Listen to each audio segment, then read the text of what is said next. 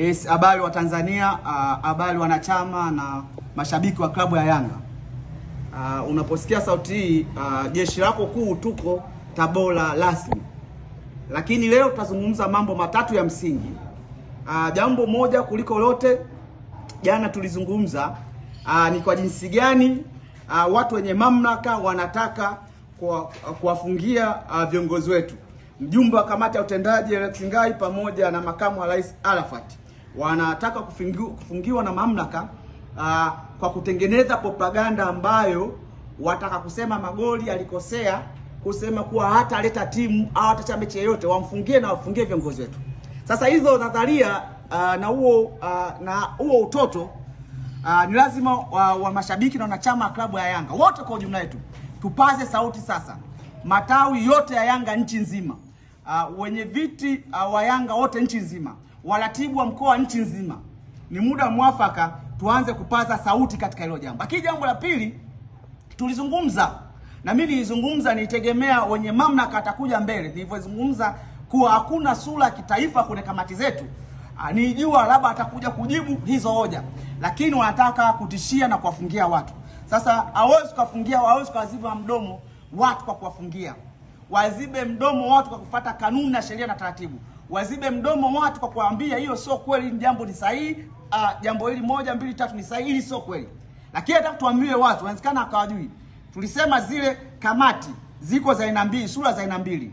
Kuna sura ya Tanga na sura ya Kigoma. Na ujiulize, Human Resource HR anatokea wapi? Bukuku. Kama atokea huko kwao. Sasa haya ni mambo ya msingi ya kupaza katika mpira wetu. Sasa baada hapo ni lazima tuambie wana Yanga kwa nini wanataka kuwafungia hawa. Sababu ni moja tu. Wameona viongozi wa Yanga ni viongozi vijana. Wameona viongozi wa Yanga wanafanya mambo makubwa sana wa kutarajia. Kwa sababu kama viongozi ni vijana, tafsiri yake ni nini? Tafsiri kwa sababu ni vijana watakaa muda mrefu kwenye mpira na Yanga itatawala mpira wa Afrika na Tanzania kwa ujumla. Hili waondoe kwenye reli, wanataka kuwafungia viongozi wetu. Na upande wa pili mnafahamu kwa kuna viongozi wazee. Na ukishafika uzee uzee sio sifa sana, lakini ukishakuwa mzee kuna maarifa fulani unapungukiwa. Ndio maana wana struggle ndani ya miaka 4 wakipati kombe chochote. Wanataka kufungia viongozi vijana. Sasa hii tupaze sauti. Lakini jambo la pili, mkuu wa mkoa, na hii mnajidanganya. Kakaangu Paulo Chacha, mkuu wa mkoa wa Tabora, umesema timu unayogopa ni moja tu, hiyo ambayo itaja wewe. Kwa ushahidi huo wa kimazingira, kama mechi ya kwanza Tabora United anacheza kwenye ligi zidi ya Simba, wachezaji walikuwa hawana vibali, tafsiri haraka kuwa mkuu wa mkoa wewe ulisababisha wachezaji wasipate vibali ili timu yako ya Simba ipate matokeo. Kama unasema unaogopa timu moja, maana yake ndio tafsiri yake ni hiyo. Lakini jambo la pili, mkuu wa mkoa unatoa shutuma nzito. Wewe ni mwenyekiti wa kamati ya usalama wa mkoa. Hupo kwa niaba ya rais. Leo unazungumza mambo mazito.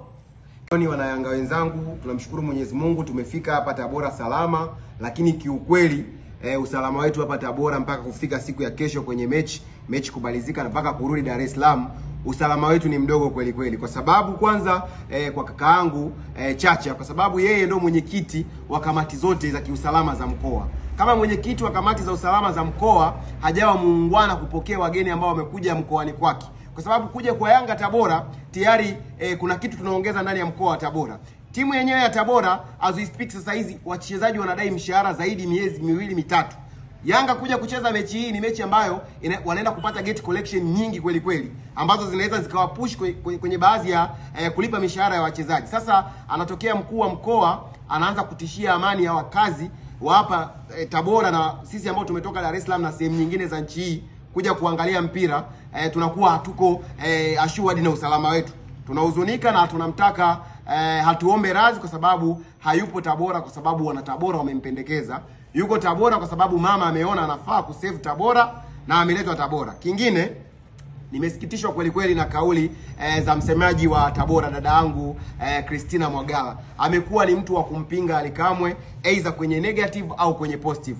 Na anaonyesha kabisa waziwazi ni mtu ambaye amejawa na choyo na chuki. Kwanza namshauri dada yangu akumbuke klabu anayoishabikia na klabu ambayo anaifanyia kazi Ali Shabani Kamwe ni vitu viwili tofauti, ni mbingu na ardhi. Anaiongelea Tabora ambayo hata fans engagement 100 watu hawafiki. Kwa sababu mtu atakwambia ni Tabora lakini atakwambia na hizi timu za Kariakoo. Kwa hiyo anapaswa kujua daraja la Yanga Afrika. Na ndio maana timu yake inaweza ikagomea mchezo au inaweza isilete timu uwanjani na ikashushwa daraja. Lakini timu ambayo anaisemea Ali Shabani Kamwe anatakiwa kujua ni zaidi ya timu yake ambayo anaiongelea. Kwa hiyo tunamkanya na tunamtaka atoke razi, atoke hadharani amuombe razi Ali Shabani Kamwe, kwa sababu unapokuja unaita press unamuomba mtu atoke aombe radhi, wewe ni kama nani? Kwa sababu tunajua mkuu wa mkoa ameletwa hapa kwenye cheo cha urais, ameteuliwa kuja kusimamia mkoa wa Tabora. Sasa najiuliza dadangu Christina Mwagala anafanya kazi na serikali au anafanya kazi na Tabora? Kwa sababu kazi ya kumwimpeach mtu ambaye anaikuwa disrespected kwenye serikali ni kazi ya watu wengine kwenye serikali. Angekuwa ni msemaji wa serikali tungemuelewa kumpa Ali Kamwe saa 24 kumwomba radhi mkuu wa mkoa. Yeye kwa sababu timu yake ni Tabora, Ali Kamwe angeikosea heshima Tabora, angepaswa labda kuja kumwomba aombe radhi kwa Tabora. Lakini yeye kuchukua majukumu ya kiserikali inaonyesha udhaifu na ni mtu ambaye inaonekana kidogo hajasoma. Tunampongeza pia kwa sababu amezidi kuonyesha kwamba leo ilikuwa ni siku yao maalum ya kuita press na kuongelea mambo ambayo walikuwa wanaongelea. Wote tunajua tarehe 1 Aprili ni maadhimisho ya kina nani. Kwa hiyo pengine ameita press kwa ajili ya kufurahia maadhimisho ya siku hii. Ila tunamtaka hawe na heshima dhidi ya Ali Shabani Kamwe. Amenukuliwa kwenye media mbalimbali za nchi hii akimuongelea vibaya ndugu Ali Shabani Kamwe. Sasa kama kuna kitu behind atuambie. Labda ni kitu ambacho cha nje ya mpira tunaweza tukamuelewa. Lakini hizi press za kuita na kumnanga na kumsema Ali Kamwe ni press ambazo wana michezo hatuzikubali, kwa sababu zinaonyesha anania hovu na ndugu Ali Shabani Kamwe. Yes, habari wa Tanzania, habari wanachama na mashabiki wa klabu ya Yanga. Unaposikia sauti hii, jeshi lako kuu tuko Tabora rasmi. Lakini leo tutazungumza mambo matatu ya msingi. Jambo moja kuliko lote, jana tulizungumza ni kwa jinsi gani watu wenye mamlaka wanataka kuwafungia viongozi wetu. Mjumbe wa kamati ya utendaji Alex Ngai pamoja na makamu wa rais Arafat wanataka kufungiwa na mamlaka kwa kutengeneza propaganda ambayo wataka kusema Magoli alikosea kusema kuwa hata leta timu au hata mechi yoyote, wamfungie na wafungie viongozi wetu. Sasa hizo nadharia na huo utoto ni lazima wa mashabiki na wanachama wa klabu ya Yanga wote kwa ujumla wetu tupaze sauti sasa. Matawi yote ya Yanga nchi nzima, wenye viti wa Yanga wote nchi nzima, waratibu wa mkoa nchi nzima, ni muda mwafaka tuanze kupaza sauti katika hilo jambo. Lakini jambo la pili tulizungumza, na mimi nilizungumza nitegemea wenye mamlaka atakuja mbele. Nilivyozungumza kuwa hakuna sura ya kitaifa kwenye kamati zetu, nilijua labda atakuja kujibu hizo hoja, lakini wanataka kutishia na kuwafungia watu. Sasa hawezi kuwafungia, hawezi kuwaziba mdomo watu kwa kuwafungia. Wazibe mdomo watu kwa kufuata kanuni na sheria na taratibu. Wazibe mdomo watu kwa kuambia hiyo sio kweli, jambo ni sahihi, jambo hili 1 2 3 ni sahihi, hili sio kweli. Lakini hata tuambie watu wanawezekana akawajui. Tulisema zile kamati ziko za aina mbili, sura za aina mbili. Kuna sura ya Tanga na sura ya Kigoma. Na ujiulize, human resource HR anatokea wapi? Bukuku. Kama atokea huko kwao. Sasa haya ni mambo ya msingi ya kupaza katika mpira wetu. Sasa baada hapo ni lazima tuambie wana Yanga kwa nini wanataka kuwafungia hawa. Sababu ni moja tu. Wameona viongozi wa Yanga ni viongozi vijana. Wameona viongozi wa Yanga wanafanya mambo makubwa sana wa kutarajia. Kwa sababu kama viongozi ni vijana, tafsiri yake ni nini? Tafsiri kwa sababu ni vijana watakaa muda mrefu kwenye mpira na Yanga itatawala mpira wa Afrika na Tanzania kwa ujumla. Hili waondoe kwenye reli, wanataka kuwafungia viongozi wetu. Na upande wa pili mnafahamu kwa kuna viongozi wazee. Na ukishafika uzee sio uzee sio sifa sana, lakini ukishakuwa mzee kuna maarifa fulani unapungukiwa. Ndio maana wana struggle ndani ya miaka 4 wakipati kombe chochote. Wanataka kufungia viongozi vijana. Sasa hii tupaze sauti. Lakini jambo la pili, mkuu wa mkoa, na hii mnajidanganya.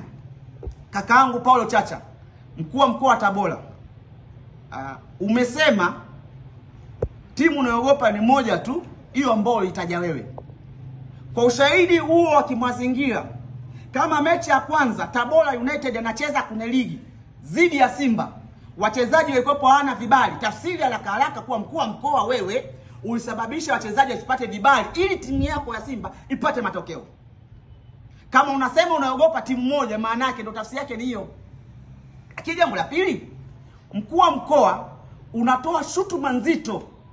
Wewe ni mwenyekiti wa kamati ya usalama wa mkoa, hupo kwa niaba ya rais.